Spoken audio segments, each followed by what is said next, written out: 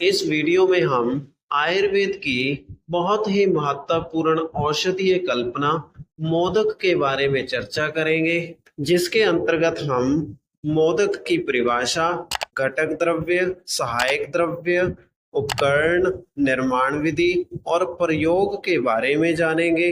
इन सभी पॉइंट्स को अच्छे से जानने और समझने के लिए वीडियो को अंत तक जरूर देखिएगा। यहाँ पर सबसे पहला हेडिंग मोदक की परिभाषा का लिखा है, जिसमें लिखा है कि यह वटी कल्पना का ही रूप है। जब वटी को अधिक परिमाण में या बड़े आकार में बनाते हैं तो उसे वटक, पिंड, मोदक कहते हैं। तो इस परिभाषा के अनुसार मोदक वटी कल्पना का ही एक बदला हुआ रूप है। वटी कल्पना छोटे आकार और छोटे परिमाण की होती है, जबकि मोदक बड़े परिमाण और बड़े आकार में बनाए जाते हैं। मोदक को वटक और पिंड नाम से भी जाना जाता है। इसके बाद अगला हेडिंग मोदक के घटक द्रव्यों का लिखा है, जिसमें मोदक के घटक द्रव्यों के नाम उनकी मात्रा के साथ लिखे गए हैं। घटक द्रव्यों में सबसे पहला नाम मधु अर्थात शहद का लिखा है, जिसकी मात्रा 250 ग्राम लिखी गई है।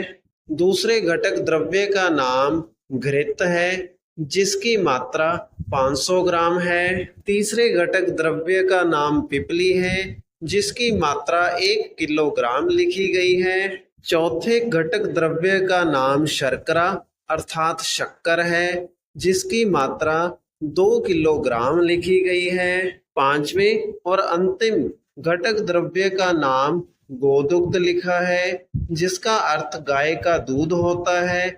इसकी मात्रा 8 किलोग्राम लिखी गई है। इसके बाद अगला हेडिंग सहायक द्रव्य अर्थात प्रक्षेप द्रव्यों का लिखा है।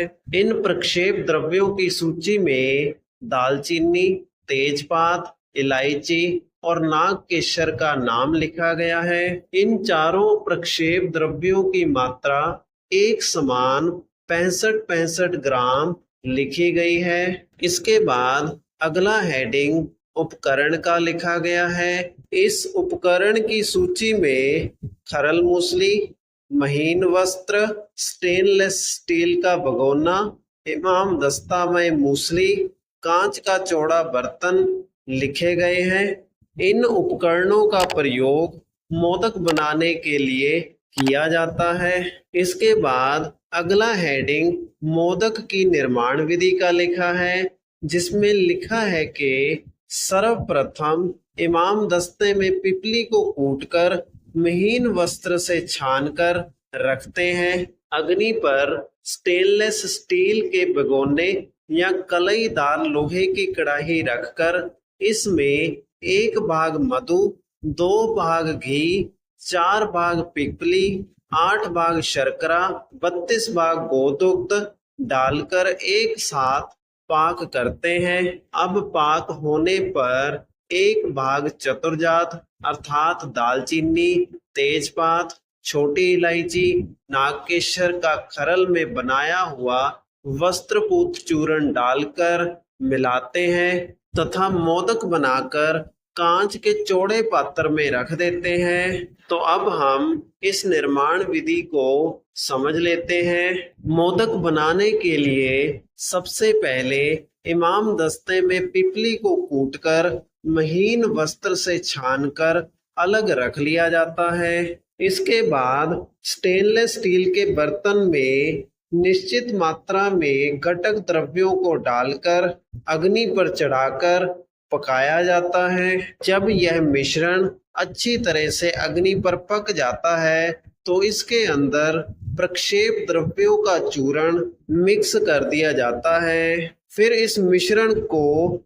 मोदक बनाकर कांच के पात्र में सुरक्षित रख दिया जाता है। इसके बाद अगला हेडिंग मोदक के आम्यक प्रयोग का लिखा है, जिसमें लिखा है कि यह सभी प्रकार के धातुगत ज्वर, कास, श्वास, पांडु, धातु क्षय व अग्नि मांद को नष्ट करता है। अब हम मोदक के प्रयोग के अंतर्गत लिखे गए आयुर्वेदिक शब्दों के अर्थ जान लेते हैं। धातुगत ज्वर का अर्थ 7 धातुओं से संबंधित होने वाला ज्वर है। कास का अर्थ खांसी है। श्वास का अर्थ अस्थमा होता है। पांडु का अर्थ अनीमिया है। धातु क्षय का अर्थ शरीर में 7 प्रकार की धातुओं में होने वाली कमी है।